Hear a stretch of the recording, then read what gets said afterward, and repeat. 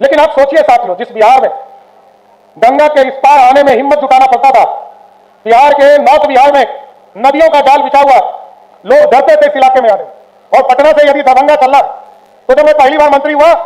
तो मात्र 7 घंटे लगे थे साथियों आपके दरभंगा आने में। लेकिन आज मोदी जी और उसके पहले अटल बिहारी वाजपेयी जी और आदरणीय मुख्यमंत्री नीतीश कुमार जी की जोड़ी ने ऐसा बिहार बनाया है कि जो 7 घंटा लगता था दरभंगा आने में, आज 2 से 2.5 घंटे में आप दरभंगा पहुंचने का काम करते थे। ये बदला हुआ बिहार है।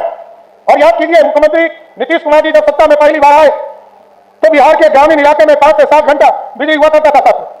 मोदी जी प्रधानमंत्री बने तो आदरणीय मोदी जी ने कहा गांव गांव बिजली पहुंचाने का काम करना, और नीतीश जी ने बढ़कर कहा कि मोदी जी ने कहा है गांव गांव बिजली पहुंचाना है, नीतीश जी ने कहा हम घर घर बिजली पहुंचाने का काम करेंगे और घर घर बिजली पहुंचाएंगे। और साथियों, हमें याद है जब पिछले साल 2025 में हम लोग ये तय कर रहे थे, जब महिला सम्मान के माध्यम से कई बहनों ने आदरणीय मुख्यमंत्री जी को कहा कि हमको बिजली बिल बहुत देना पड़ता है, तो मुख्यमंत्री जी ने तय किया और हम लोगों ने प्रस्ताव दिया कि 100 यूनिट बिजली मुफ्त देना है, लेकिन नीतीश कुमार जी ने कहा 125 यूनिट पूरे बिहार के लोगों को मुफ्त देने का काम करो। और मुझे गर्व है, आज के तारीख में कोई विरोधी दल का नेता हो, सत्ता पक्ष का विधायक हो या कोई गरीब हो, सबको जब बिजली बिल आता है साथियों, तो 125 यूनिट बिजली पहले दिन उसके बिजली बिल में माफ होता है। यह बदला हुआ बिहार है। और आज मैं गर्व से कह सकता हूं, सड़क बन गया,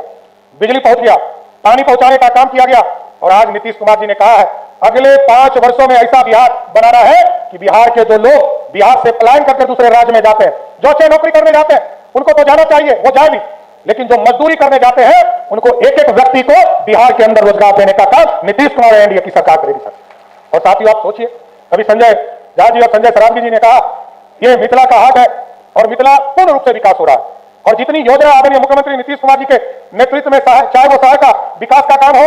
एम्स बनाने का काम आदरणीय प्रधानमंत्री जी ने क्या शुरुआत किया है, आदरणीय मुख्यमंत्री जी ने मेट्रो की कल्पना की है, मेट्रो का डीपीआर बनाने का काम किया जा रहा है, और यहां पर अंतरराष्ट्रीय हवाई अड्डा अगले 1 वर्षों में पूर्ण हो जाएगा। आप समझिए कितना बड़ा बिहार का कुछ एक स्थान होगा। आप इसलिए साथियों मैं तो यही कहूंगा कि आज बिहार बढ़ा, और जिस तरह नॉर्थ बिहार में लोग पहले पानी के लिए तरसते थे, आज बिहार में लोग कहते थे कि गंगा के इस पार पानी से लोग डरते हैं, और डरने का काम करते थे कि नेपाल से पानी आता है। और याद कीजिए 2007-8 में जब मुख्यमंत्री नीतीश कुमार जी थे, 1,92,000 क्यूसेक पानी नेपाल से छोड़ा गया, और पूरा सहरसा, सुपौल, मधेपुरा, अररिया, किशनगंज और पूर्णिया के जिले में बाढ़ की स्थिति हो गई थी। लेकिन नीतीश कुमार जी ने इसका स्ट्रेंथनिंग का काम किया, बांध को ठीक किया, और आज प्रधानमंत्री जी ने